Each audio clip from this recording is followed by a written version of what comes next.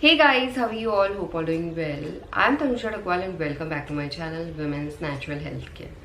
So guys देखिए, अगर आप प्रेगनेंसी कंसीव करने का ट्राई करें और जानना चाहते हैं कि आपको पीरियड डेट से पहले प्रेगनेंसी कंसीव होती है, पीरियड डेट के बाद प्रेगनेंसी कंसीव होती है, देखिए दो केसेस हैं। अगर आपको पता है कि आपकी पीरियड साइकिल लेंथ क्या है, हर महीने आपको टाइम पे पीरियड आता है, डेट पे पीरियड आता है, तो इस कंडीशन में आपको पीरियड डेट से पहले या पीरियड डेट के आसपास प्रेगनेंसी कंसीव हो जाती है। अगर आपकी पीरियड्स इरेगुलर है तो इस कंडीशन में आप बता नहीं सकते कि आपका ओव्यूलेशन कब हुआ है, तो उसकी वजह से जो आपकी पीरियड डेट है वो फ्लक्चुएट करती रहती है। तो इस कंडीशन में आपको प्रेगनेंसी पीरियड डेट के बाद भी कंसीव हो सकती है। और जब प्रेगनेंसी कंसीव होती है तो प्रेगनेंसी कंसीव होने का मतलब मेनली क्या है, जो ओव्यूलेशन के दौरान महिलाओं का एग फर्टिलाइज हुआ है, वो फर्टिलाइज एग को कितना टाइम लगा है यूट्रन लाइनिंग तक पहुंचने में, यूट्रन लाइनिंग में इम्प्लांट होने में। जो फर्टिलाइज एग सफलतापूर्वक यूट्रन लाइनिंग में इम्प्लांट हो जाता है तो उसके बाद से ही महिलाओं की प्रेगनेंसी की शुरुआत होती है। कुछ महिलाओं में ये प्रोसेस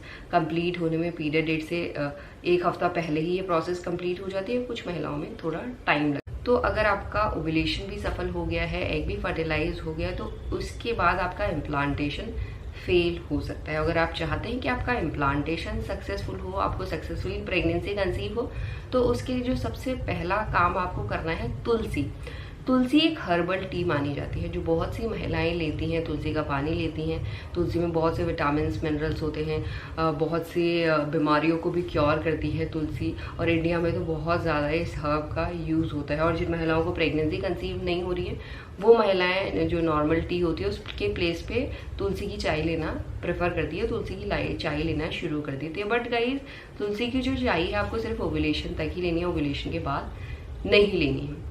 क्योंकि जो तुलसी की चाय है ये महिलाओं के यूट्रस में कॉन्ट्रैक्शन को पैदा कर सकती है, जिसकी वजह से महिलाओं के मिसकैरेज के चांसेस इंक्रीज हो जाते हैं। इसके साथ फेंगरी सीड्स, मेथी दाना, जो नॉर्मली इंडिया में ऐसा तड़का लगाने के लिए यूज होता है। बट गाइस देखिए, मेथी दाना महिलाओं के हार्मोन को बैलेंस करता है, वो सिर्फ एस्ट्रोजन हार्मोन को बैलेंस करता है, क्योंकि इसमें फाइटो एस्ट्रोजन प्रॉपर्टीज होती है, तो एस्ट्रोजन हार्मोन को बैलेंस करता है। बट ओव्यूलेशन के बाद महिलाओं की बॉडी में जो मेन हार्मोन है वो प्रोजेस्टेरॉन हार्मोन है। अगर एस्ट्रोजन हार्मोन डोमिनेंट हो जाएगा, एस्ट्रोजन हार्मोन ज़्यादा बढ़ जाएगा, तो उससे महिलाओं के ओव्यूलेशन के बाद अगर महिलाओं को प्रेगनेंसी कंसीव हो भी रही होगी तो इस कंडीशन में हार्मोन इम्बैलेंस हो जाते हैं। और हार्मोन इम्बैलेंस होते हैं तो महिलाओं के मिसकैरेज के चांसेस इंक्रीज हो जाते हैं। लेटर ऑन जब प्रेगनेंसी आपकी ग्रो हो रही है तब भी आप फेंगरी सीड्स को लेते हैं, तो उसमें भी आपके प्री टर्म लेबर के चांसेस इंक्रीज हो जाते हैं। और इसके अलावा गाइज, फेंगरी सीड्स आपके ब्लड स्ट्रीम में ऑक्सीटोसिन को इंक्रीज करता है,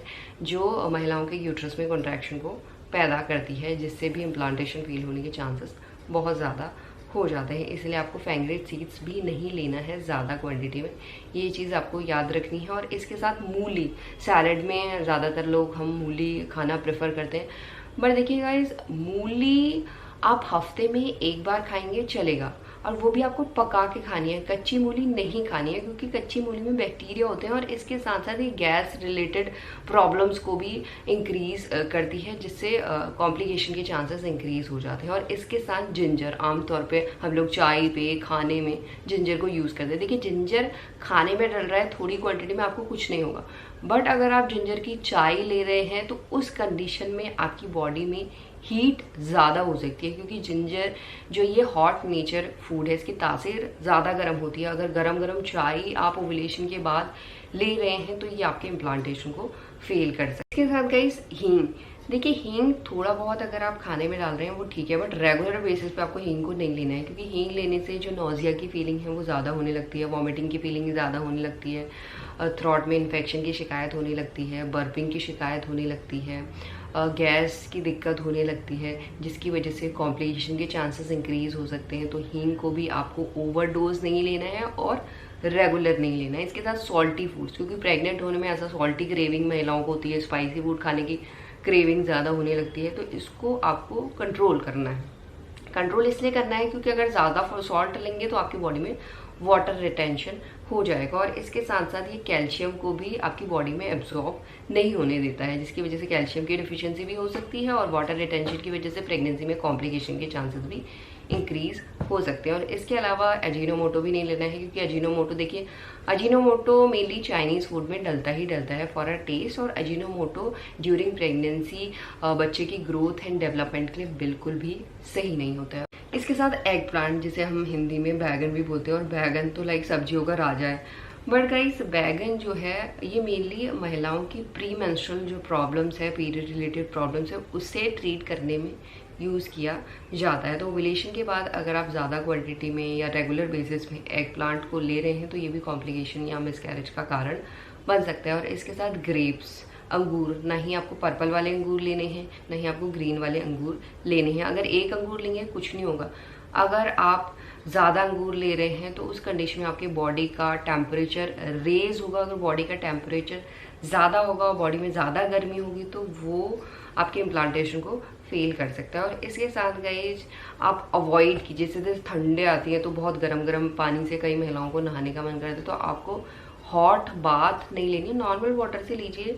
ज़्यादा तेज पानी गर्म आपकी बॉडी के टेम्परेचर को अगेन राइज करता है, क्योंकि प्रेग्नेंट होने में ऑलरेडी महिलाओं का बॉडी का टेम्परेचर राइज होता है। अगर ऐसी चीज़ें आप कर रहे हैं जो आपकी बॉडी में और ज़्यादा हीट को प्रोड्यूस करेगा, जो जितनी ज़्यादा हीट प्रोड्यूस होगी तो वो आपके इम्प्लांटेशन को फेल कर देती है। यानी इम्प्लांटेशन अगर सफल भी हुआ होगा तो आगे चलकर आप प्रेगनेंसी को सस्टेन नहीं कर पाएंगे, आपका मिसकैरेज हो सकता है। और इसके साथ साथ सीसमे सीड्स, जो तिल के बीज होते हैं, वो ओव्यूलेशन के बाद आप थोड़ी क्वांटिटी पे लेंगे, कुछ नहीं होगा, क्योंकि ओव्यूलेशन के बाद सीसमे सीड्स प्रोजेस्टेरोन हार्मोन को भी बूस्ट करते हैं। बट आपको हमेशा याद रखना है, सीसमे सीड्स अबॉर्शन के लिए भी यूज़ किया जाता है अर्ली फेज में।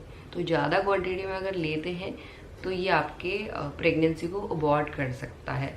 तो ये सब चीज़ें आपको बिल्कुल ध्यान रखनी है, क्योंकि बहुत सी कॉमन सी चीज़ें हैं जो मेनली हम लोग किचन में यूज़ करते हैं और हमें पता नहीं है कि ये आपकी प्रेगनेंसी के लिए सेफ़ है या नहीं है। तो मैंने अभी आपको बता दिया है कि आपकी प्रेगनेंसी में आपको इनको अवॉइड करना चाहिए, या ज़्यादा क्वांटिटी में आपको नहीं लेना है। अगर ज़्यादा क्वांटिटी में आप लेते हैं तो आपको दिक्कत हो सकती है। तो गाइज़ इसी तरीके से इन्हीं सावधानी के साथ आप 9 महीने की प्रेगनेंसी को बहुत आसानी से सस्टेन कर सकते हैं, और 9 महीने के बाद हेल्दी बेबी को भी बॉर्न कर सकते हैं। यही आज का वीडियो। होप करती हूँ ये वीडियो आप लोगों को पसंद आया होगा। And thanks for watching this video guys. Will see you soon in next video. Till then bye.